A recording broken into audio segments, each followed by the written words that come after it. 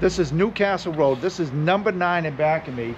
It doesn't even have the number on it right now, probably because it keeps getting stolen. But it's where is it? On the window. Sketched in the You can barely see it on the window. Sketched in the glass. And this is the early childhood home of John Lennon. And the number 9, as we've talked about earlier, features prominently in John Lennon's life. And this is where he lived for the first 4 years of his life with his mother before he moved into the house up on Menlove Ave with Aunt Mimi. So this is the original house. And Paul's going to tell us a little thing about, I believe Yoko Ono bought the house? Yes, the house was bought in, I think it was around 2014, 2015. The house went up for sale. It was supposed to go for around 200,000, but it doubled in price. I think it went up for 440. It was auctioned off in the Cavern Club. So Yoko, no one lives in this house, it's empty, but Yoko owns it. There's a rumour that she's going to turn it into a museum. But she's got on these steps there, imagine peace and welcome.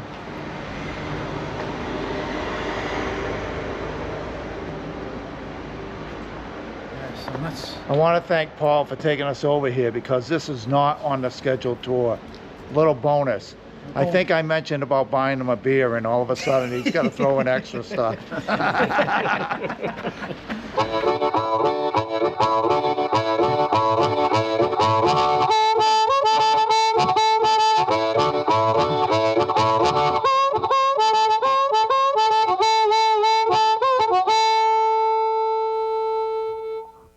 This is the George Harrison family.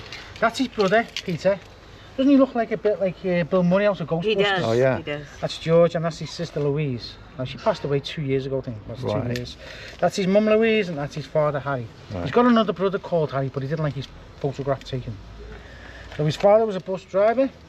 So when the Beatles became famous in '64, he was supposed to celebrate his 21st birthday, but he was in America on the Ed Sullivan Show. So when he came 2 weeks later, he came back. There was another house that George lived in, and this was this house. This is where he lived in with his mum and his dad. So all the girls would stand outside here, and his mum would come out. George's mum and dad used to do all his fan mail. All the other Beatles families didn't like all this Beatlemania, but this family loved it. They used to sort all his fan mail out. So the girls would talk to his mum, and she'd get them cookies and lemonade. But sometimes she'd say, "Can we use your bathroom?" Because I believe the bathroom was at the top of the stairs. And at the top of the stairs was a laundry basket. And the girls used to take the laundry, like socks and underwear, thinking it's George's. And it wasn't George's. No. It was his dad's. And his poor dad's going to work with no underwear on and no socks, driving the bus. But he celebrates his 21st birthday. He only lived in that house for a couple of years. I left this house. That's him celebrating his 21st birthday. Wow. Is that all fan mail there? All his fan mail. And these are all the baskets that he got for all fan mail. There's 3 postmen here.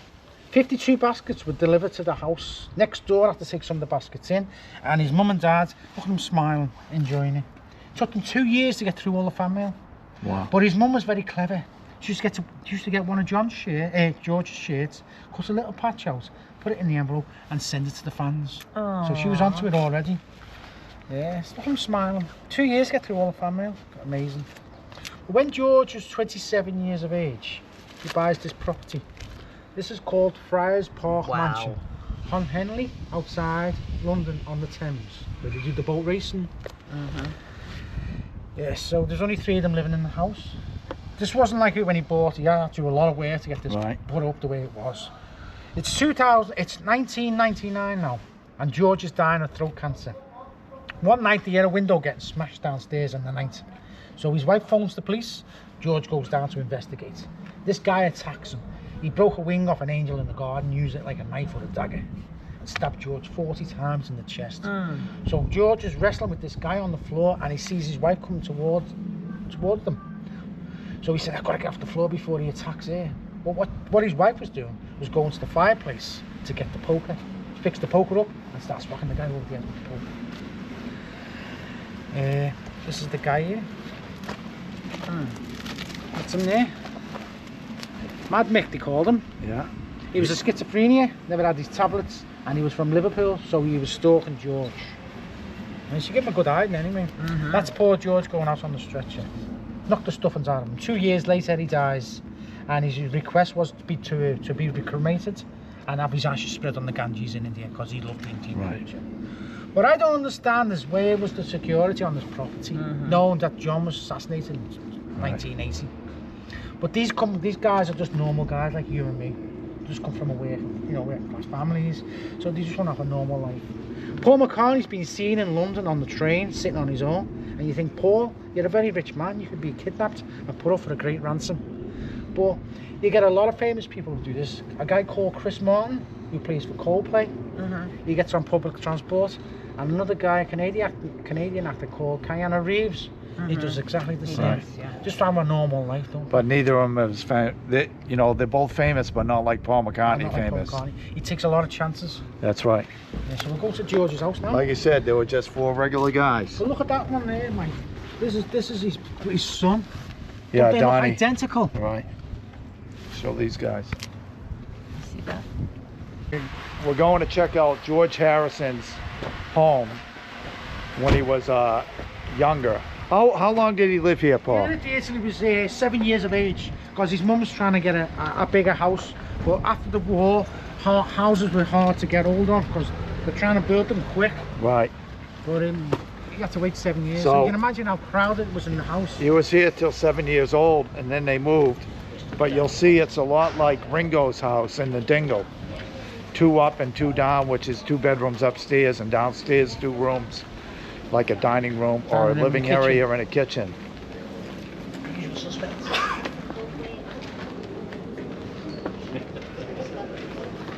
Number 12. You can see the plaque up here for George Harrison. And the blue plaque up there is only put on a building in memory of someone who has been at least deceased for 20 years. And there's one other thing that they can do it for, right? At least deceased for 20 years, or I think what it is, you got to be at least 100 years old or deceased and famous. So George Harrison's is right here, musician and songwriter, and he was born here. And this is where he lived till he was 7 years old. Much the same style as Ringo's house. And what's wild is, by the time he's in his 20s, early 20s, say about 24, 25, he buys Friar Park, which is a huge mansion estate. Humble beginnings to extraordinary endings. So I didn't get a video of it, but we just rolled by Brian Epstein's house where he lived in this nice neighborhood. Quite a contrast between where Brian Epstein lived, who had a very good upbringing, compared to where, we'll say, Ringo and George, where they lived in these, very modest environments, so to speak. So right now we're headed over to Paul McCartney's house, I believe, as we ride through these suburbs of Liverpool. And so far this taxi tour has been great. Paul's been great. And I highly recommend this if you are a Beatlemaniac like myself, that you do this tour. And even if you have a basic interest in the Beatles, this is still a great tour because you will learn an awful lot. And a lot of this stuff I already know because I've done a lot of research. I've read Beatles books and all this stuff throughout the years. But then there's always these little tidbits that I don't know. For instance, like where Brian Epstein lived. And I didn't realize, like George Harrison, although I knew it from doing recent research, that George Harrison in fact had 2 homes that he lived in, and one of them was very much like Ringo's home in the Dingle. And little things again, like I didn't know that Ringo lived in that home until he was 23 years old. Right? So you start thinking about all these things, and it's pretty interesting if you're into music, if you're into the Beatles. So I'm standing in front of the old fire station that was mentioned in the Penny Lane song. It has now been renovated into apartments, mainly because as a fire station it was no longer functional because the doorways are so small that the fire engines could no longer get inside. And that's a common problem with modern day fire apparatuses with old fire stations. So this is the Penny Lane Fire Station. where the fireman cleans his machine. It's a clean machine. Take two, Paul. Take two. Now this was the 7th home of the McCartneys because his mother was a midwife, giving, you know, birth to babies. So this house came supplied with a telephone, because she'd get calls through the night and deliver babies. His mum moved into this house in 1956, but she was diagnosed with breast cancer. She only lived in this house for a few months, and she died in that bedroom there, breast cancer, age 47.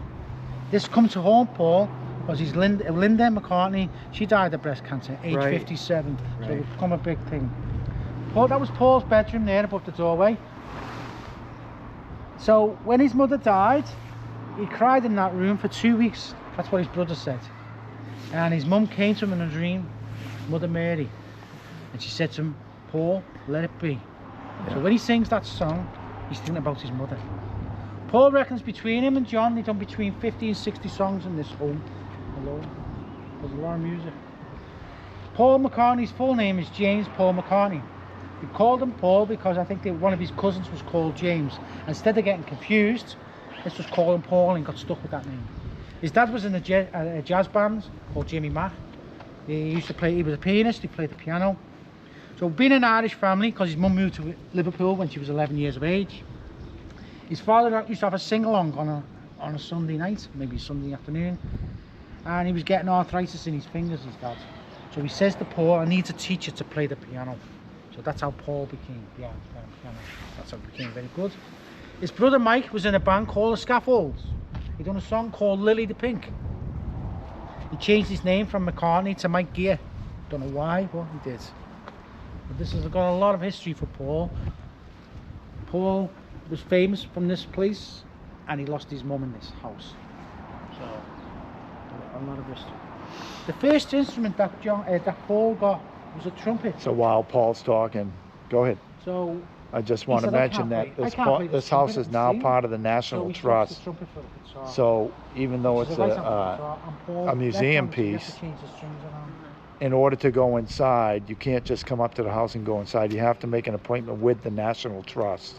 And then they have special viewings inside the house. But I don't think there's a whole lot in there that was actually Paul McCartney's. I think it's set up. But there is a lot of history in there. As Paul said, they wrote approximately 60 songs in that house alone. And I know they used to love playing in the bathroom in there because the acoustics were great. Pretty neat. And this is also the home that James Corden came with Paul McCartney and visited, and they were able to go in, of course, because they are Paul McCartney and James Corden. Well, because Paul used to go there. All right. Yeah. Oh, to the What do we have now, Paul? There's a nice picture of Where's the pig and Paul Pig and John. whistle. John didn't like his picture taken with his glasses on. That's He's right. done a movie called How I Won the War, and that's where the round rim glasses That's come right. into place. What's inside that room there? There's a picture of his father and his brother. There's his dad, and that's his brother Mike. And these guys are in the backyard here, the leather coats on and the jeans, and each one's got a cup of tea in his hands. Wow. Yeah. Tea drinkers. A lot of music made there with Paul and John.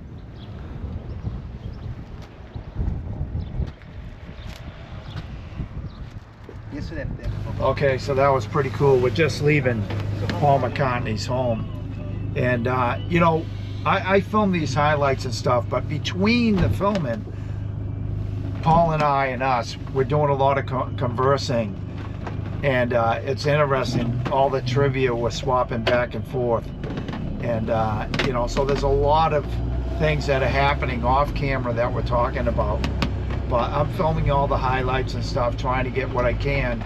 But when you're filming, you're also kind of working. So then when I turn the camera off, I relax a little bit, we start conversing, and it's a lot of fun.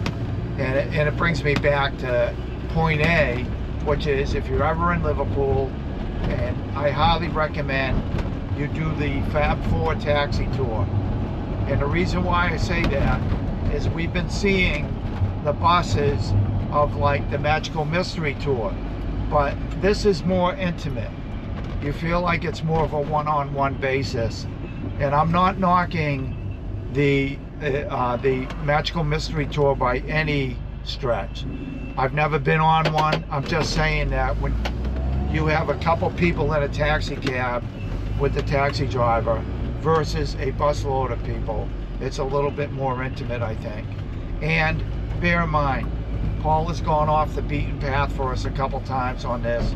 He went to John Lennon's first residence at 9 Newcastle, and he also took us by Brian Epstein's home. You know, these little bonuses he's thrown in, which are really cool, that no bus driver on the planet is going to do for you. So just think about that when you're booking a tour in Liverpool. Okay, so we're over here on Menlove Ave. We're approaching John Lennon's childhood home. And he lived here until he was around 17, 18. Yeah. And then he got an apartment with Stuart Sutcliffe. And this home, when John died, it was bought by Yoko Ono. And Yoko Ono has now donated that house to the National Trust. And we're coming up on it now. You can see we got a couple people here.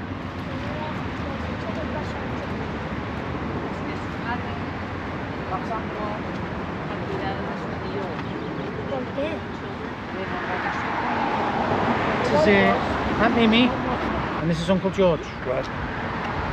Now that's Aunt Mimi is John's mum's oldest sister. They had no children of their own, so she wasn't looking. His mum wasn't looking after them very well.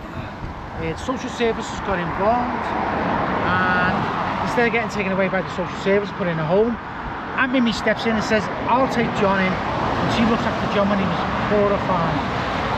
And Uncle George used to tell him all his bedtime stories, learn him to read and write. And that was John's bedroom above the doorway there.